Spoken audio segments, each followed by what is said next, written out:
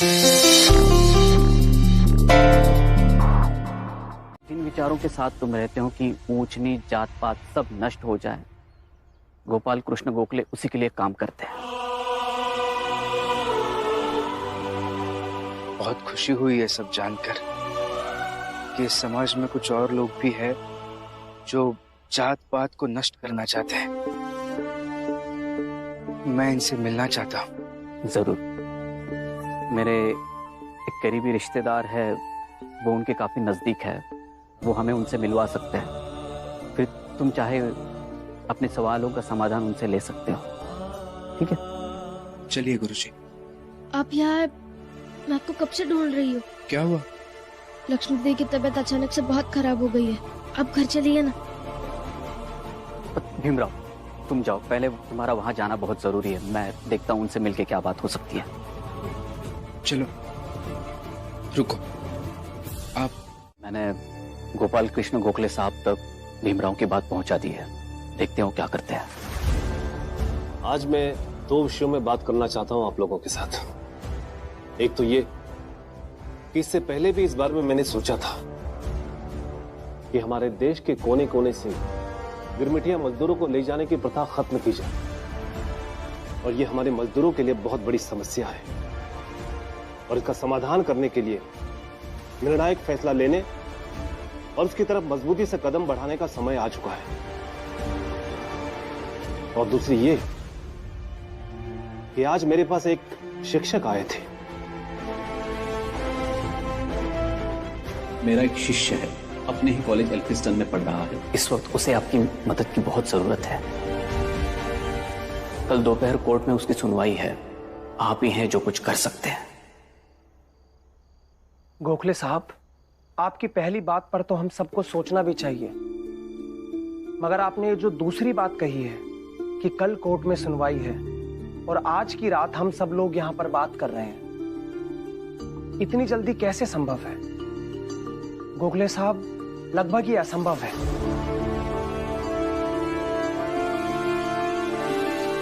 कल सुबह तक का इंतजार करते हैं, उम्मीद रखते हैं कि जो होगा अच्छा ही होगा।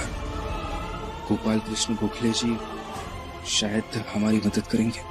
ठीक है, मैं सुबह मिलता हूं। जी।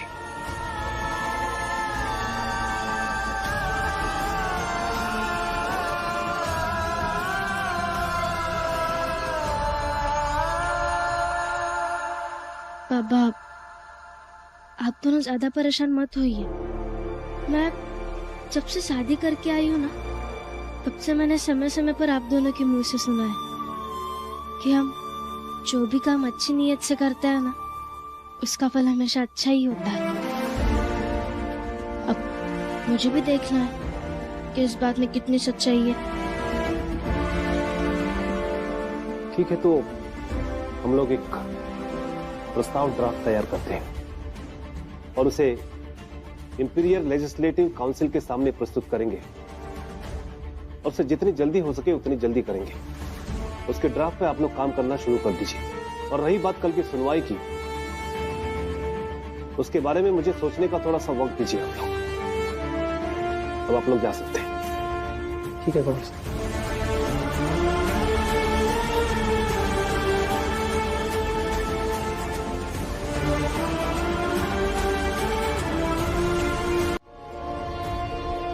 ठीक वैसे ही जैसा आपका सपना है बाबा,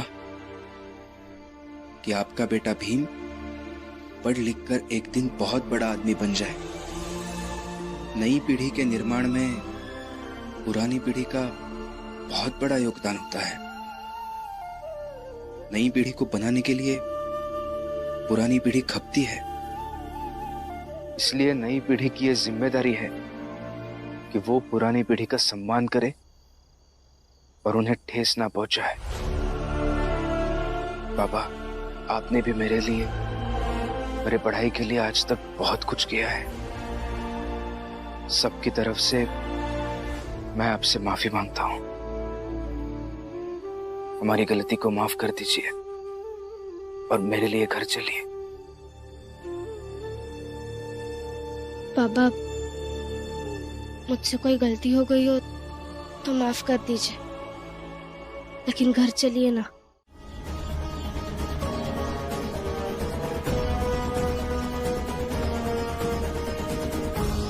रुक जा लक्ष्मी।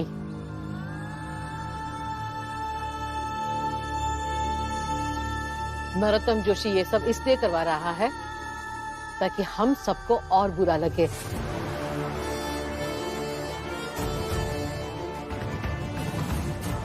मत कर ऐसा बेटा, मत कर। दीदी, बुआ सही कह रही, मत कीजिए ऐसा, मत फंसिए उनके जाल में। आप आ जाइए हमारी तरफ। कबड्डी चल रही है क्या यहाँ पर? ये कभी उछल कर इधर, कभी उछल कर उधर। आज अदालत का फैसला आने के बाद कोई मुकरना भी चाहेगा तो मुकर नहीं पाएगा, क्योंकि जिन जिन लोगों ने अंगूठे लगाए हैं उनको एक एक करके पुलिस वाले जबरन उठाकर लेकर जाएंगे, समझे?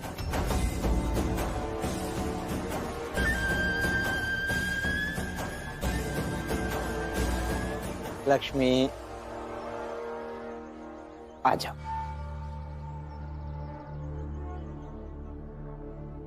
मैं माला पहनाऊंगी सबको, ये जानते हुए कि इससे बाबा, बुआ, रमा और भीमाऊ को बहुत बुरा लगेगा, मगर मैं चाहती हूँ कि उन्हें बुरा लगे, ताकि मैं जब गिरमिटिया मजदूर बनकर चली जाऊं तो उन्हें इस बात से थोड़ी तो तसल्ली रहे कि लक्ष्मी बुरी थी इसलिए विरोधी बनकर चली गई।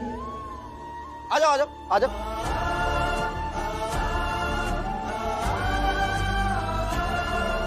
भाभी, भाभी ये सब मत कीजिए। भाभी ये सही नहीं है। बिल्कुल सही कर रही हो लक्ष्मी। सबसे पहली माला इस करुणा को पहना। बहुत उछल रही थी, इसे लगा ये रमा और भीम मिलके हमें जाने से रोक लेंगे। पहनाओ इसे।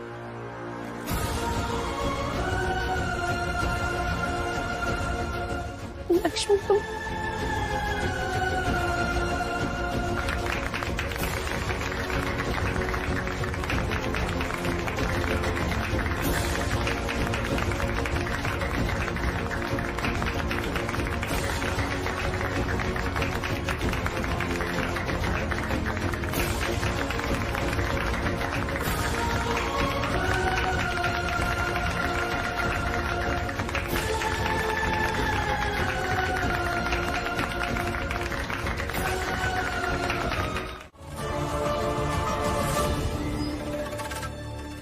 अब तो मैंने इसे छू लिया है, वरना मैं खुद अपनी हाथों से आप दोनों को माला पहना थी।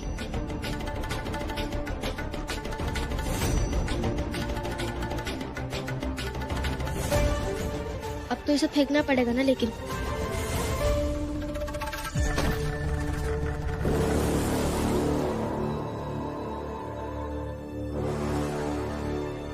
एक बार और हार गए हैं आप दोनों।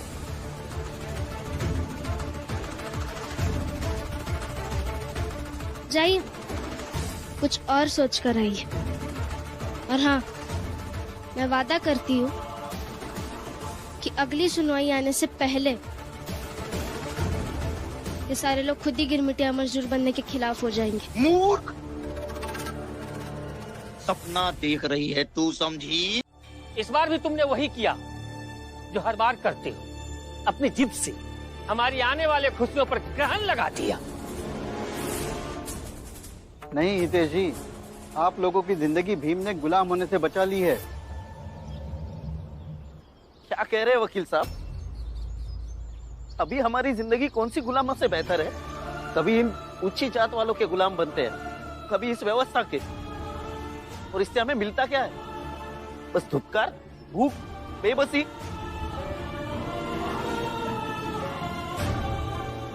अरे अगर गिरमिटिया मजदूर बनकर हम जाते तो कुछ पैसे कमा लेते, कम से कम अपनी जिंदगी थोड़े अच्छे से तो बिता सकते थे। हाँ, ये बाला बिल्कुल सही कही रहा है। एकदम सही कह रहा है बाला।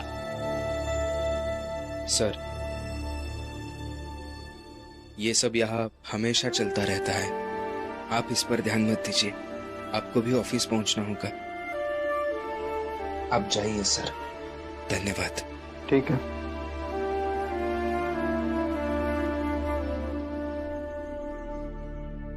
चल वालो, चौल छोड़कर अगर कोई गया तो वो कानूनन अपराधी माना जाएगा।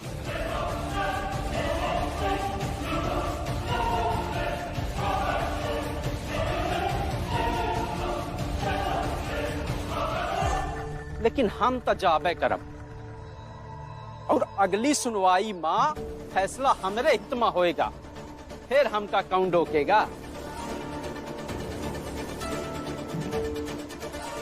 और हाँ, मुझे भी खोल दो, मैं हमेशा के लिए यहाँ ऐसे बंधे नहीं रहने वाला। खोलिए मुझे। बाला, जो व्यक्ति विचारों से बंधा हुआ नहीं रह सकता, उसे रस्सी से बांधने की नौबत आ ही जाती है। बाबा,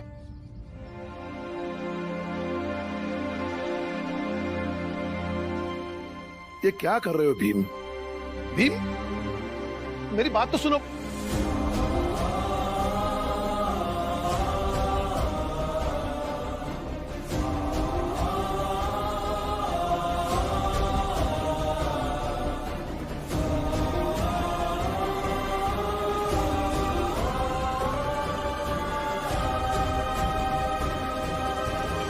नरोत्तम जी, गोपाल कृष्ण गोखले के दखल देने से कोर्ट ने आदेश हमारे खिलाफ दिया है।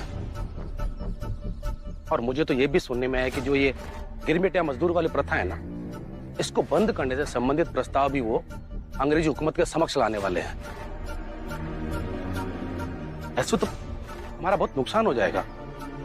मुझे तो ये समझ में नहीं आ रहा कि अब क्या करेंगे हम लोग। नहीं नहीं नहीं विनय जी, ऐसा नहीं होना चाहिए, क्योंकि अगर ऐसा हो गया तो बहुत नुकसान हो जाएगा। लेकिन तुम लोग एक बात सोचो कि अंग्रेजी हुकूमत उनकी बात मानेगी क्यों? कि अंग्रेजी हुकूमत को ऐसे मजदूरों की जरूरत है जो एग्रीमेंट के तहत काम करें, क्योंकि ऐसे मजदूर उनके लिए गुलाम की तरह होते हैं। गोखले साहब की कोशिशें एक तरफ और गिरमिटिया मजदूरों की परंपरा एक तरफ। अब ये सोचो कि हमें ऐसा क्या करना है कि कोर्ट में अगली सुनवाई हमारे पक्ष में हो। गोखले साहब विरोध करे तब भी। ये उचित कहा प्रचंड देव जी।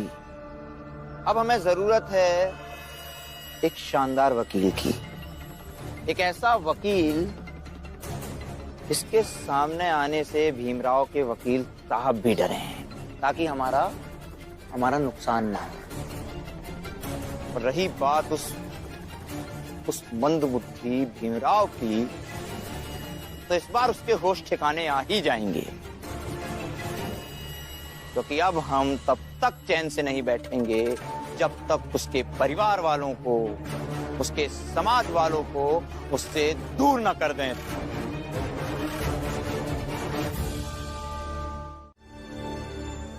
हाँ रमा, जा रहा हूँ। लेकिन कहाँ जा रहा है आप? और वो भी इतनी रात को?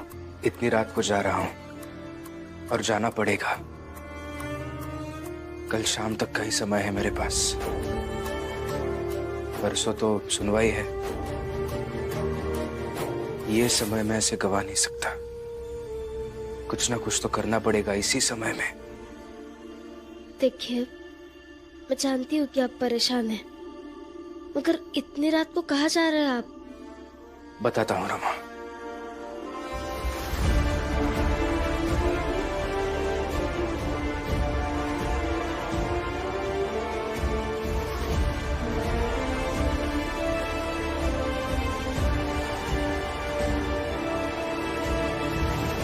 आप जितना सोच रहे उतना आसान काम नहीं है ये। इसमें आप पर हमला भी हो सकता है।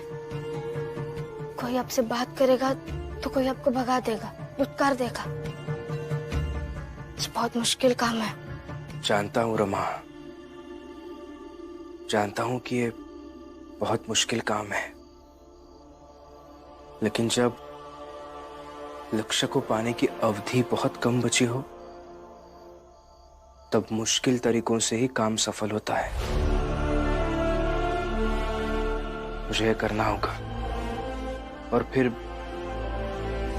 चाल वालों को रोकने का इससे बेहतर तरीका भी तो नहीं है मेरे पास। अगर सफल हो गया तो मुझे इस बात का संतोष रहेगा कि मैंने इनके लिए कुछ किया। अगर असफल हो गया तो अफसोस करता रहूंगा। और वैसे भी रमा, कोशिश करने के अलावा हमारे हाथ में कुछ है भी नहीं, इसलिए करना तो पड़ेगा। कहाँ मर गए ये लोग? कहीं दिखे वो? नहीं, आगे आगे देख। रुको रुको रुको।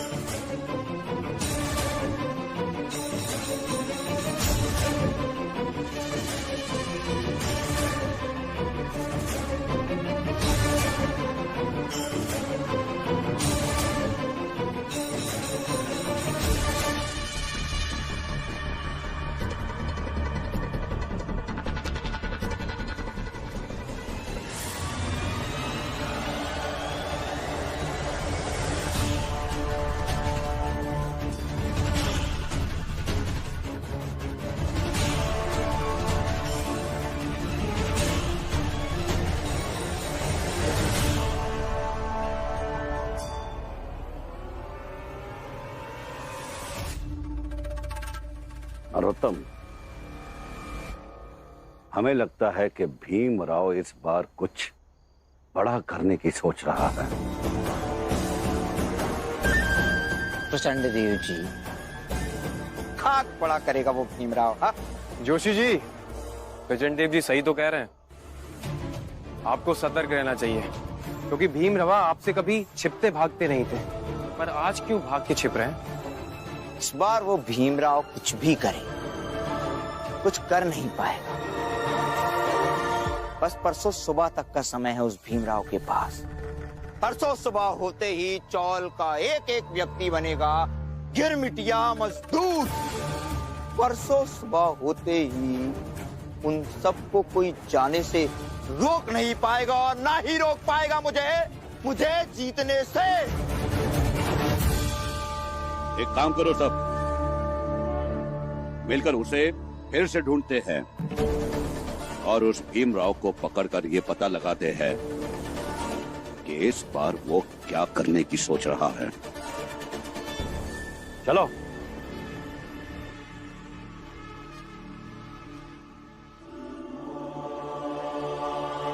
नहीं नरोत्तम जोशी, इस बार मैं आपको जीतने नहीं दूंगा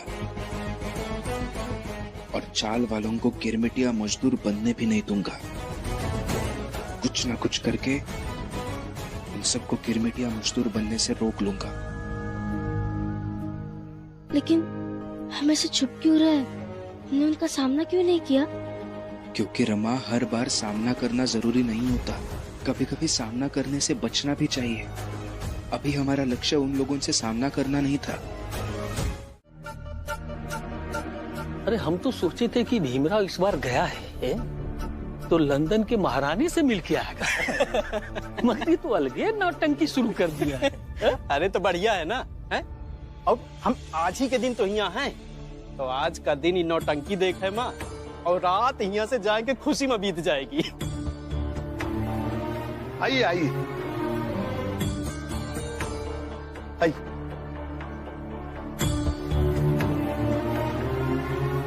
आज बहुत सारे लोग नाटक देखने आ रहे हैं। आइए आइए, बैठिए बैठिए, आइए आइए। क्या नौटंकी करने वाला है भीमराव?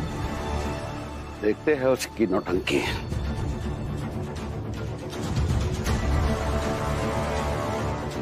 प्रणाम मालिक।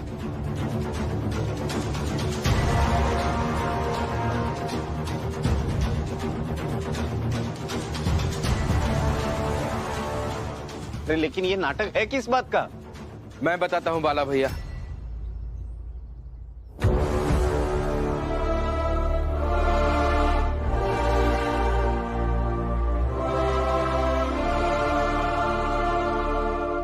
आप सभी का हमारी इस चाल में मैं स्वागत करता हूं और मैं आप सबको बहुत बहुत धन्यवाद देना चाहता हूं कि आप सब नाटक देखने के लिए आज यहां आए। तो जिस चीज का आप इंतजार कर रहे हैं वो चीज यानी कि नाटक जल्द ही शुरू होगा, लेकिन उसके लिए उस नाटक के कलाकारों को हमें आमंत्रित करना होगा। जोरदार तालियों से स्वागत करते हैं इन कलाकारों का।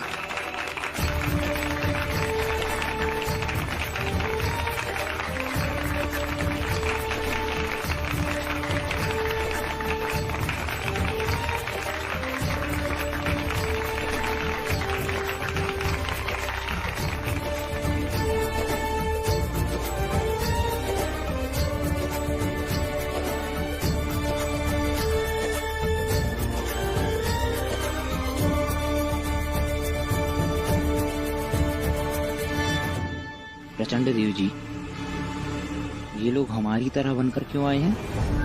नरोत्तम, ये भी इस भीमराव की कोई चाल ही होगी, देखते हैं। अब मैं आप सभी से विनती करता हूँ कि आप कृपया अपनी जगह पर बैठ जाइए और मैं आपसे विनती करता हूँ कि आप नाटक शुरू कीजिए। खूब घूमना वहाँ, खूब कमाना वहाँ। 5 साल के बाद यहाँ आना तो सबकी रंगारंग होली होगी, सबकी अपनी अपनी होली होगी, सब एक जैसे होंगे, सबके पास पैसे ही पैसे होंगे। वाह, सही में वहाँ सबको मिलेगा। हाँ, हम सच में कह रहे हैं, मिलेगा भाई मिलेगा। परसों से दबे हुए अरमानों का फूल खिलेगा। अच्छा, तो फिर हमें क्या करना होगा? अरे करना क्या होगा, कुछ नहीं, तुम सबको सिर्फ एग्रीमेंट पर अपना अंगूठा लगाना होगा।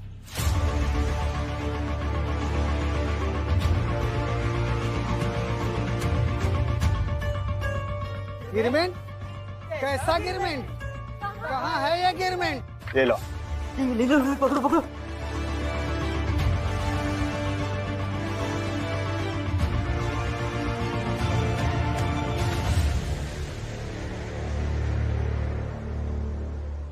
इस पर हम अंगूठा लगा देंगे तो गिरमिटिया मजदूर बन जाएंगे और इससे हमें सब कुछ मिल जाएगा।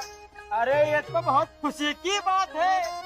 हाँ हाँ, बहुत ही खुशी की बात है। अरे तुम मुंह क्या ताक रहे हो, जल्दी से लगा दो अंगूठा और चढ़ जाओ जहाज पर। अभी लगा दे। लगाए। हेलो।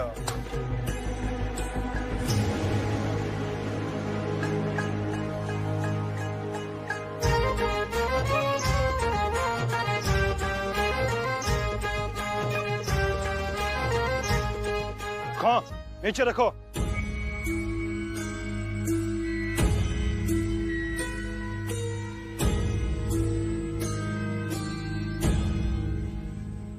चलो चलो, अपना अपना सामान लेके आओ, बहुत पैसा मिलेगा, गाड़ी में घूमने को मिलेगा। हाँ, बहुत खुशी मिलेगी, बहुत पैसा मिलेगा। और इसी तरह से कुछ दिन बीत गए। हरिया जाने रूखड़ा उस पानी का ने, सूखा काठ न जाने। चलो चलो चलो भाई, जल्दी जल्दी चलो। अरे बाप रे बाप।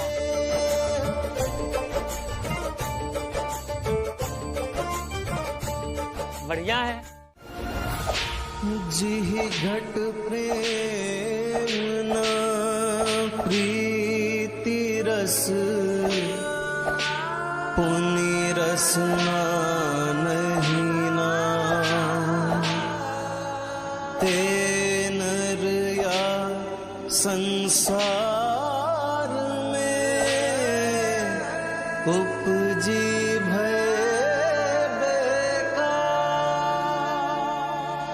ए भीमराव, तो ये सब दिखाकर इन लोगों को डराना चाहता है? हितेश। जी मालिक। जितने भी लोग गिरमिटिया मजदूर बनकर जाना चाहते हैं ना, उन सबको लेकर अंदर जाओ, वरना ये सब लोग मिलकर उन लोगों को बरगला देंगे। जाओ। ठीक। नहीं,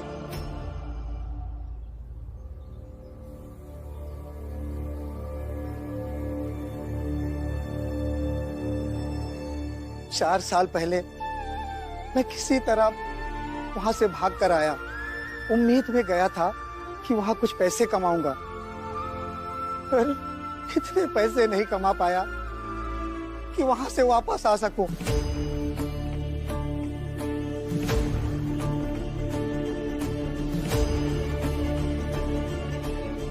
आप सब लोग गिरमिटिया मजदूर बनकर जाने वाले हैं। अगर आप लोगों को ऐसा लगता है कि वहां जाकर आप बहुत पैसे कमाएंगे, तो ऐसा नहीं है।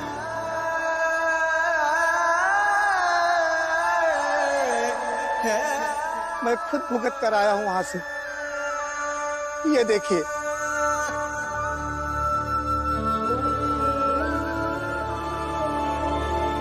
ये देखिए,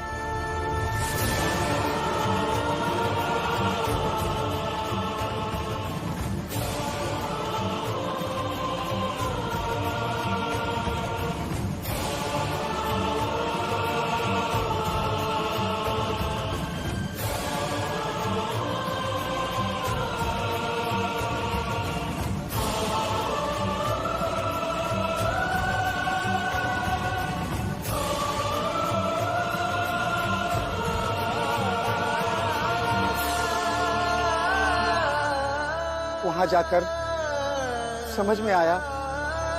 सूखी खाए के ठंडा पानी पी, देख पराई झोपड़ी मत ललचावे जी।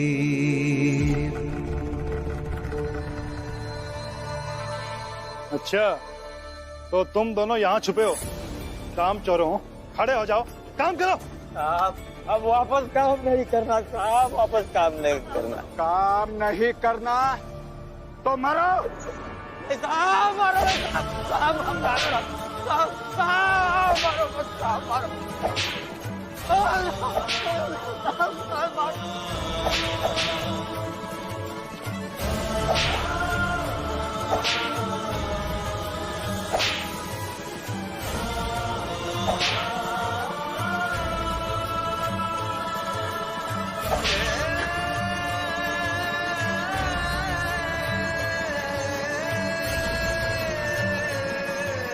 काश हम गिरमिटिया मजदूर न बने होते।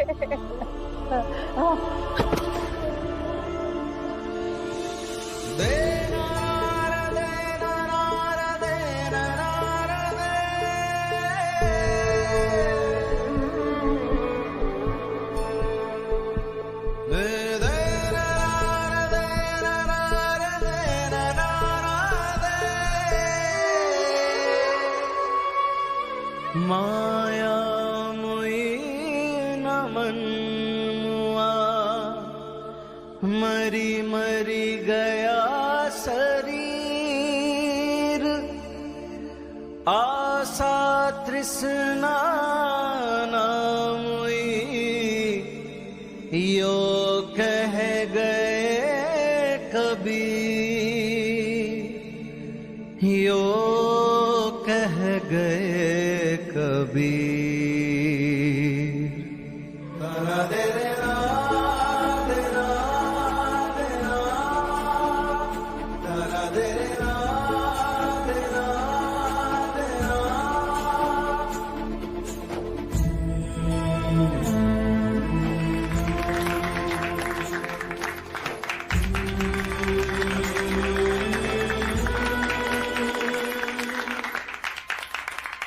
पूरे 13 साल रहे हैं वहाँ मजदूर बनकर, और 13 साल तक हमने यहाँ इंतजार किया इनके लौट कर आने का। एक बार वो भीमराव हार गया तो फिर उसे उसकी हैसियत और औकात पता चल जाएगी। बहुत ज्ञानी है प्रचंड देव जी, एकदम उचित था। कल होगा उस भीमराव का सूर्यास्त और हमारा सूर्योदय। लेकिन उसके लिए पता है सबसे ज्यादा जरूरी क्या है? हमारा समय पर अदालत पहुंचना है। तभी तो हमारे पक्ष में फैसला आएगा। और एक बार फैसला हमारे पक्ष में आ गया ना, तो घसीट कर लेकर जाऊंगा भीम के चौल वालों को, वाला को, वाला की पत्नी को, लक्ष्मी को, सबको घसीट कर लेकर जाऊंगा जहाज पर। एक एक को घसीट कर ले आना, मजा आएगा। अरे भीमराव, ऐसे दौड़ते हुए कहाँ जा रहे हो? ऐसे तो भीमराव शांत और गंभीर रहता है, लेकिन आज ऐसे कहाँ भाग रहा है? अरे वो वहाँ उस चौराहे से गोपाल कृष्ण गोखले साहब गुजरने वाले हैं। भीम उन्हीं से भागता हुआ मिलने गया है। अच्छा, अब समझ आया। सुना है कि भीम गिरमिटिया मजदूरों के खिलाफ अपनी चाल में लड़ाई लड़ रहा है और वो गोखले साहब से मदद की उम्मीद भी किए हुए है। सही भी है। गोपाल कृष्ण गोखले साहब से उम्मीद नहीं रखेगा तो किससे रखेगा भीमराव? और भाऊ, हमको तो लगता है कि आज की तारीख में हम भारतीयों की आवाज अगर अंग्रेजी सरकार तक कोई पहुंचा सकता है तो वो है गांधी जी और गोखले साहब। सही बात है। और किसी में इतनी हिम्मत है कि अंग्रेजों के सामने अपनी मांग रख सके? देख लेना, हमारा देश जब भी आजाद होगा ना, उसकी आजादी में गोखले साहब का योगदान गिना जाएगा। अरे हम तो हमारी आंखों के सामने संघर्षों को देख रहे हैं, लेकिन हमारे बाद गोखले साहब को पढ़ा जाएगा, सुना जाएगा, कहा जाएगा और उनके बारे में बातें भी होंगी। और तो और गोखले साहब की बनाई गई संस्था हम लोग के लिए कितना काम करती है। हम गरीब मजदूर शोषित लोगों के लिए तो वो मसीहा है, मसीहा। हमने भी गोखले साहब का भाषण सुना था। अरे क्या बोल रहे थे वो! अरे वो बोल रहे थे और लोग खड़े खड़े चिल्ला रहे थे, गोखले साहब जिंदाबाद। नहीं, अरे इस चाल में एक आप ही तो है जो हमारी मदद करती हैं, हमारे बारे में सोचती हैं, तो आपको तो याद रखेंगे ही ना। देखा, मनुष्य को ऐसा ही होना चाहिए। हमेशा कुछ न कुछ ऐसा करना चाहिए जिससे वो याद रहे और लोग उसके बारे में कहे कि मदद के समय वो काम आया है। ऐसी ही है मेरी ननन जीजाबाई।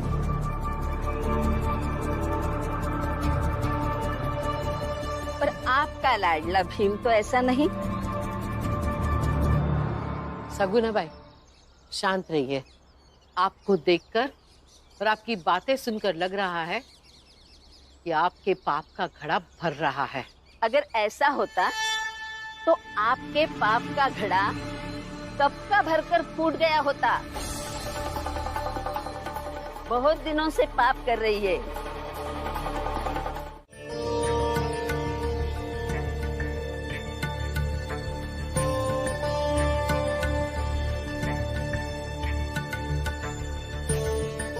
ये क्या है रमा? ये सब क्यों लाई हो? अभी कोर्ट का फैसला थोड़ी देर में आने वाला है। अगर आप सब आज विदेश के लिए रवाना हो जाएंगे तो आप सब पर ये फूल फेंक कर आप सबको शुभकामनाएं दूंगी।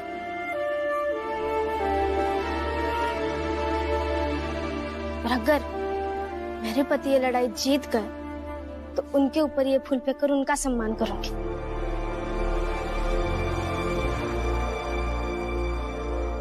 ये पति पत्नी कभी नहीं सुधरेंगे। कमाते कौड़ी नहीं है, लेकिन बर्बाद करने के तरीके हजार हैं इनके पास। जीजाबाई, थोड़ा शांत रहो। अच्छा है रमा, जो चीज हम यहाँ रहते नहीं देख पाए वो जाते जाते देख लेंगे। ये केस भीम हारेगा और तुम भीम के सामने हम पर फूल फेंकोगे। तब ये हार भीम के लिए बहुत बड़ी हो जाएगी। उसके बाद हम शान से भीम के सामने जाएंगे।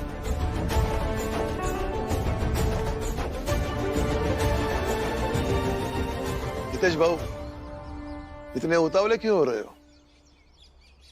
अभी इस मसले का अंतिम फैसला नहीं आया है। देखते हैं क्या फैसला आता है। बाबा आप तो पढ़े लिखे हैं ना? अभी भी आपको ऐसे लग रहा है कि ये फैसला हमारे खिलाफ आएगा? बाला, मैं सिर्फ पढ़ा लिखा नहीं हूं, बल्कि जीवन का अनुभव भी है। इसलिए जानता हूं कि जिस कहानी में बहुत सारे किरदार होते हैं, उस कहानी का अंत अपेक्षाओं से अलग होता है।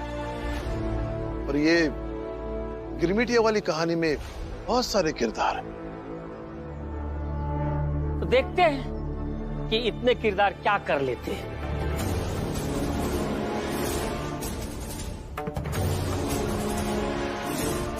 अरे जोखू, क्या लगा रखा है तुम दोनों पति पत्नी ने?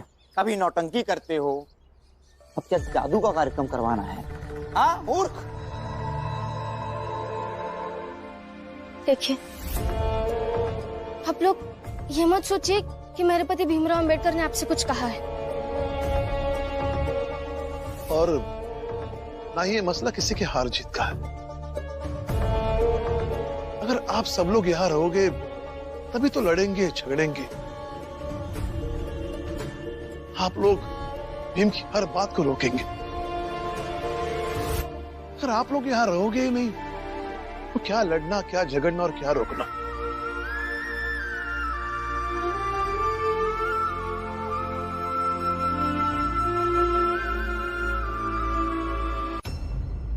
देखिए, मैं आप सबसे विनती करता हूं, बस एक बार आंखें बंद कीजिए। लेकिन क्यों आंखें बंद करें हम? अभी आंख खोलकर सोचा है तभी तो पता चला कि विदेश जाना जरूरी है।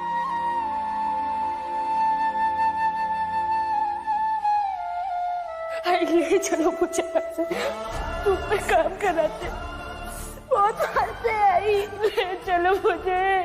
कैसे लेके जाओ बेटा? 4 बार कोशिश कर चुकी हूँ लेकिन नहीं हो पा रहा है। कैसे भी करके मुझे ले चलो, नहीं तो मैं मर जाऊंगा। मुझे मुंबई जाना है। नहीं,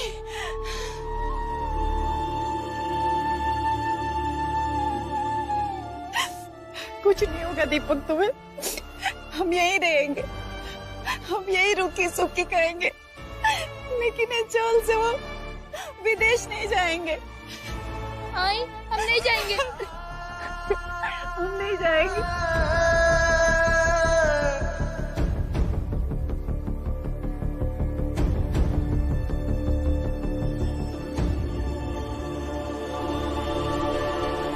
तो मैं भी नहीं जाऊंगा। हाँ हमें नहीं जाना है। हाँ हमें नहीं जाना है।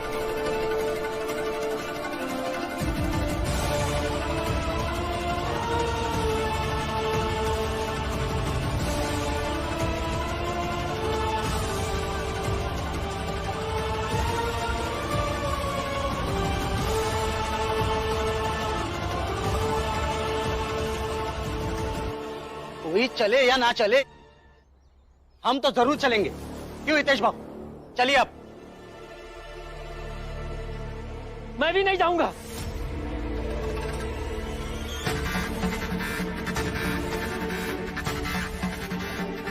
सबको लगता है कि वहां पे जाके वो मर सकते हैं, तो मैं भी मर सकता हूं।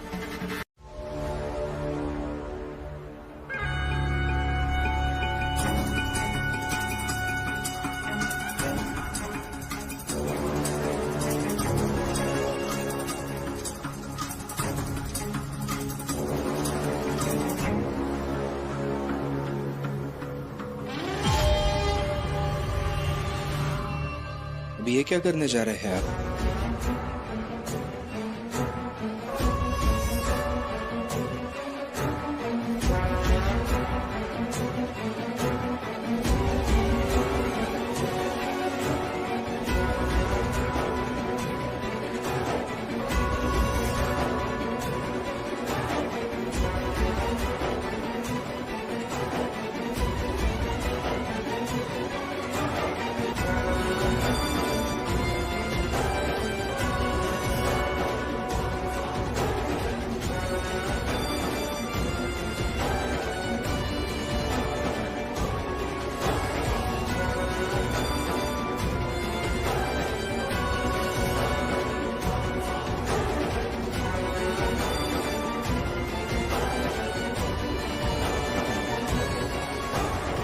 देख देख इसे ध्यान से देख।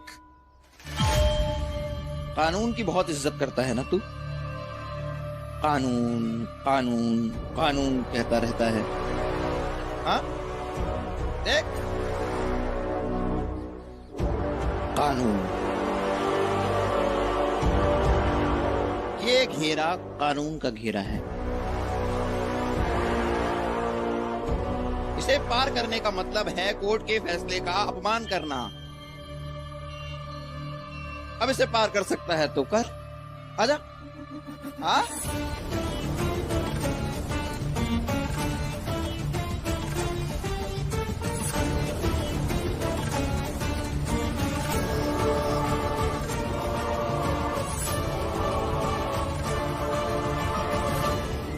नरोत्तम, शाबाश।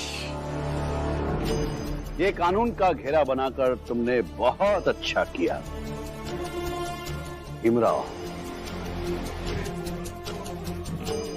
अब देखते हैं कि तू इस कानून के घेरे में खड़ा रहकर कानून का पालन करता है या इस कानून के घेरे को तोड़कर कानून का उल्लंघन करता है।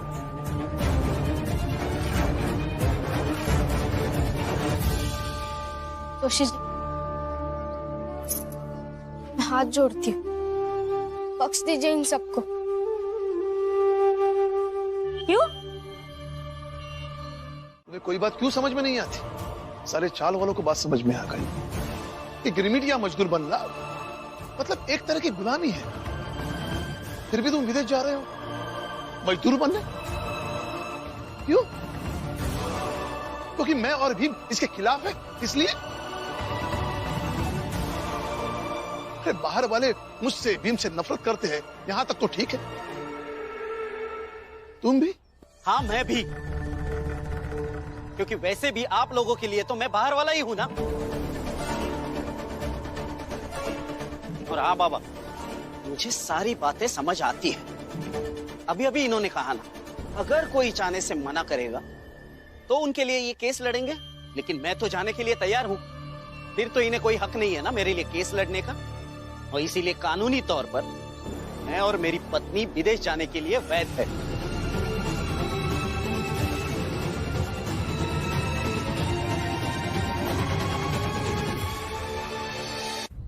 क्यों भीम, गलत कह रहा हूं मैं? चाहो तो यही खड़े अपने सर से पूछ लो, इतने बड़े वकील है, कानूनी वैधता क्या होती है ये तो अच्छे से जानते होंगे। जोशी जी, ले चलिए हमें, चलो। जी जी राजकुमार वाला, और कोई आदेश? हाँ? सवार वही चुपचाप खड़ा रहे। फालतू की नौटंकी लगा रखी है तुम लोगों ने। अरे कुछ नहीं हो सकता तुम लोगों का, कुछ नहीं हो सकता, क्योंकि अपनी स्थिति सुधारने के लिए साहसिक कदम उठाने होते हैं। लेकिन तुम लोग डरपोक हो, कुत्ते रहो तुम सब।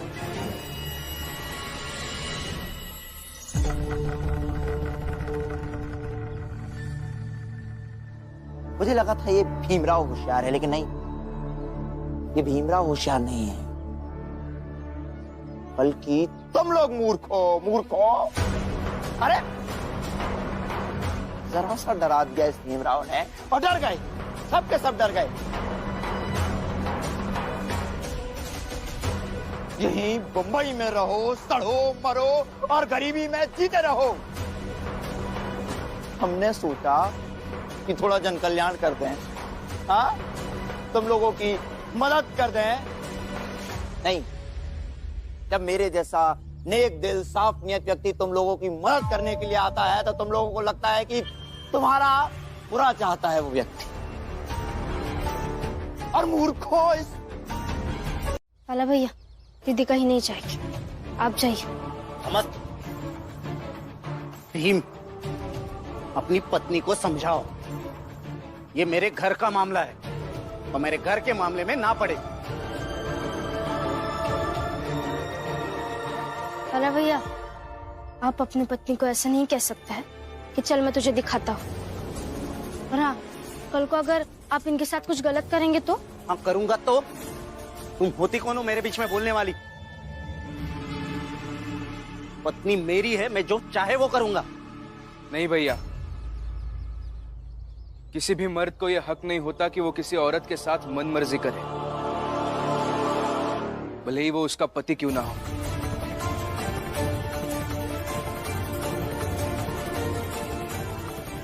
लेकिन मुझे है, मैं जो चाहूंगा वो करूंगा। चलो। छोड़िए मुझे, कहीं नहीं जाना मुझे। मैं यहीं पर रहूंगी इन सबके साथ।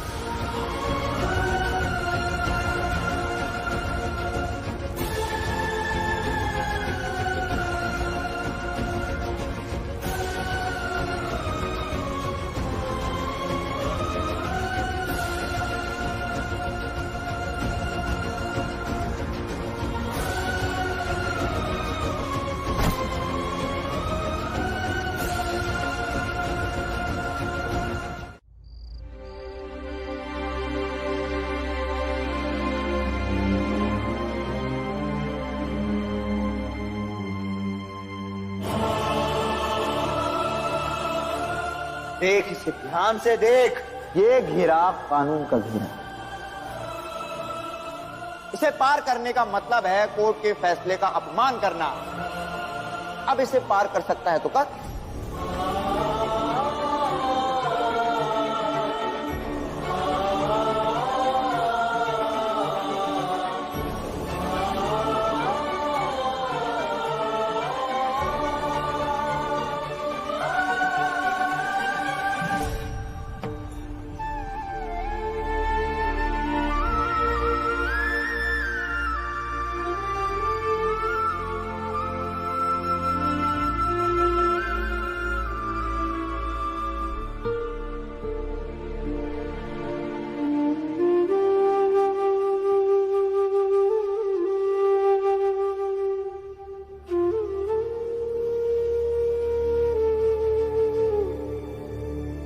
नहीं बेटा, क्या देख रहे हो? बाबा, सुबह जब मैं इस गोले के अंदर खड़ा था तब मैं इतना बेबस था कि चाहकर भी इस गोले से बाहर नहीं निकल पा रहा था। वैसे तो मैं एक कदम आगे बढ़ा था और ये सीमा टूट जाती, मगर नहीं कर पाया। बल्कि अच्छा लगा ये देख के कि इस घर में गलती करने के बाद सजा देने की प्रथा है।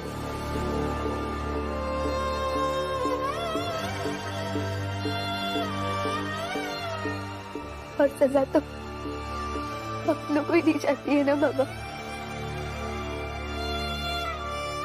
आपकी सजा मुझे ससम्मान स्वीकार है।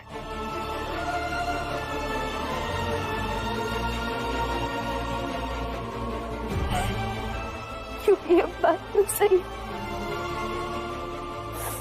अब मेरा इतना भी हक नहीं बनता जिससे मैं आप सबके साथ रहूं।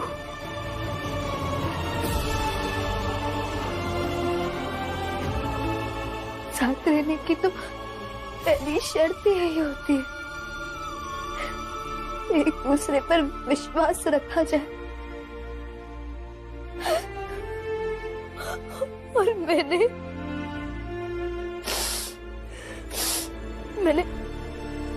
आप सब पर विश्वास ही नहीं रखा।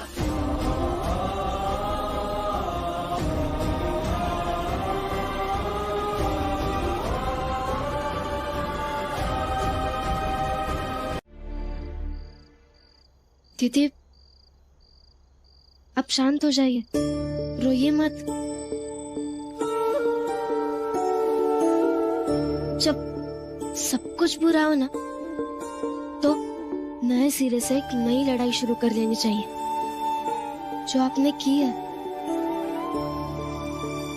पता है दीदी, कई बार ना साथ में रहकर एक दूसरे का महत्व समझ में नहीं आता है, दूर जाने पर समझ में आ जाता है। क्या पता आपके दूर जाने से बाला भैया को समझ में आ जाए कि उनके जीवन में आपका क्या महत्व है। इसलिए रोइए मत। और हम सब एक परिवार है ना, और एक परिवार तो साथ में रहता है, तो आप यहाँ अकेले क्यों बैठी है? मैं खाना नहीं खा सकती। पता नहीं उन्होंने कुछ खाया भी होगा, नहीं खाया होगा। रमा, मैं तो उनकी पत्नी हूँ, उसे गुस्सा हो सकती हूँ, उससे दुखी हो सकती हूँ, पर उससे प्यार तो कम नहीं हो सकता ना, उनकी फिक्र तो कम नहीं हो सकती ना। तो फिर मैं खाना कैसे खा लूं? मैं नहीं खाऊंगी, तुम दोनों जाओ, मैं नहीं खाऊंगी।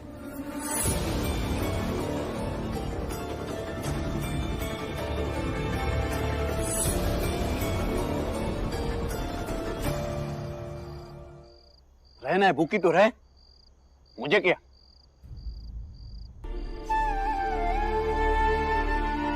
लेकिन वो तो ये सोचकर परेशान होगी कि मैंने खाना खाया है नहीं, और इस वजह से भूखी रहे। तो क्या हुआ, बीवी तो है, 4-5 दिन भूखी रहेगी तो अपने आप को ठिकाने आ जाएगी। मैं तो खाऊंगा, मैं क्यों नहीं खाऊं? दीदी, आप पहले तो शांत हो जाइए, रोइए मत, और अब चलिए ना, खाना खा लीजिए। देखिए दीदी, अगर आप खाना नहीं खाएंगे ना, तो हम दोनों भी नहीं खाएंगे, और घर में कोई भी नहीं खाएगा। चलिए ना दीदी। बाहर आओ।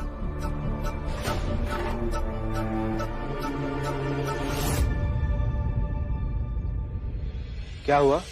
हुआ कुछ नहीं है भीमराव। मान लो कि इस चाल में कहीं से सांप आ जाए। सांप? मान लो, और उस सांप को मारने के लिए हम इधर उधर लाठी ढूंढ रहे हो, और कोई व्यक्ति हमें लाके एक लाठी दे, और उस लाठी से हम उस सांप को मार दें, तो क्या उस व्यक्ति के सामने हमें नतमस्तक रहना चाहिए, या क्या उस व्यक्ति के एहसान के तले दबे झुके कंधे के साथ रहना चाहिए? हितेश काका, ये सुबह सुबह क्या बोल रहे हैं आप? अरे जवाब तो दो।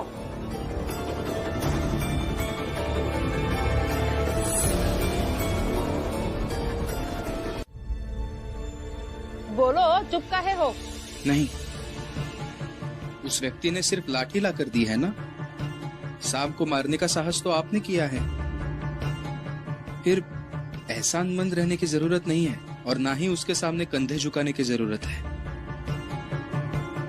हाँ तो बस यह समझावे चाह रहे थे कि हम लोगन का गिरमिटिया मजूर बनने से रोक के अपने आप का बहुत महान आदमी ना समझ लेना, और अपने एहसान तले हम लोगन का दबावे के बारे में तो सोचना भी मत। आप लोगों ने सुबह की चाय नहीं पी क्या? जनार्दन काका, इन सबको चाय पिला दीजिए। आप बेवजह परेशान मत होइए।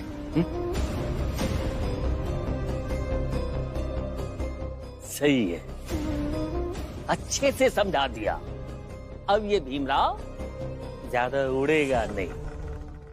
अरे जीजा भाई, चाल के सभी लोग भीम के एहसानों तले दब जाते। अच्छा हो गया तुम्हें उन्हें बचा लिया।